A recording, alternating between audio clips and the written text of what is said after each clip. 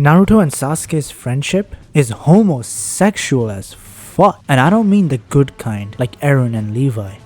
Look at that beast of a man. I mean that is goofy as shit. I see this in anime all the time. The shit where it looks like they're friends just for the sake of being friends. It turns me the hell off. I start rationalizing and overthinking. Why the hell did you step in front to save his life when all he literally does is roast you on a daily basis? Why do you even care whether he becomes a fucking terrorist or not at all? Why did you agree to literally cuck yourself by promising to find your crush's crush? It makes my brain go, oh, it's an anime, that's why. And then you've instantly lost my interest. This is not how friends act. Real friends start moaning in your ear when you have a phone call. They play basketball only to tell you that the layup you just made sucked harder than your mom. And real friends have an urge to grab your pecs on chest day when you're bench pressing. Those are what you call the homies. Do Naruto and Sasuke have anything like that?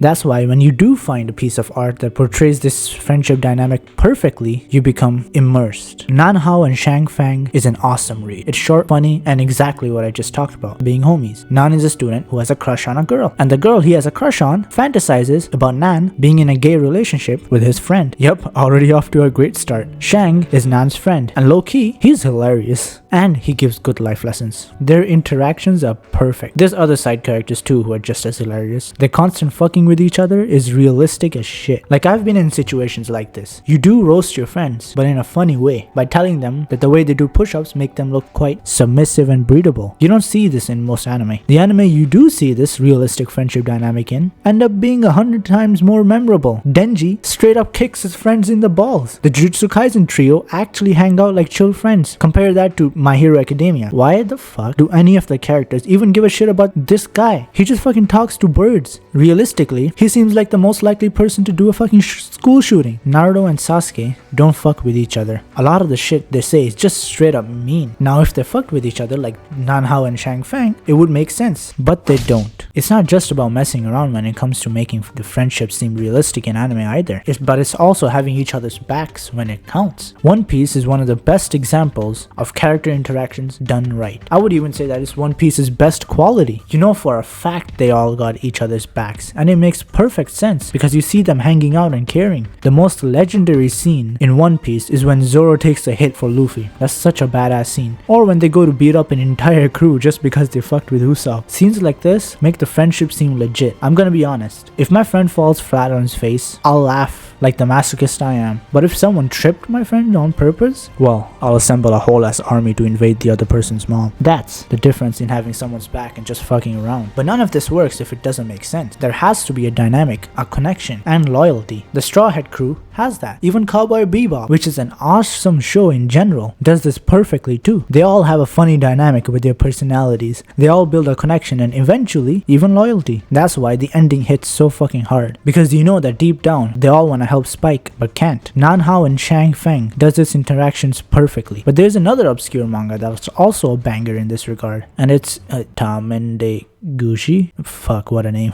This one's about two girls who end up liking each other. Simple. But the interactions in this is also done much better than most anime. Even main romance anime don't seem to do it as well as this. It makes feelings seem very realistic. Look, as much as I would love to scream and over-exaggerate my every sentence, especially when I'm talking about how practicing pissing can help you take over the world, that shit just doesn't happen. You don't get a chance to fight a bear man with 3 swords and take on your captain's pain, or fight demons alongside your high school kids. You just end up randomly connecting to people. There's no rhyme or reason to it. That's realistic. You just don't see that either. The only anime I can think of off the top of my head that makes random feelings feel realistic, again, is Cowboy Bebop, since they do live in a world that's very similar to ours. And Motu Patlu. Shut up, it counts.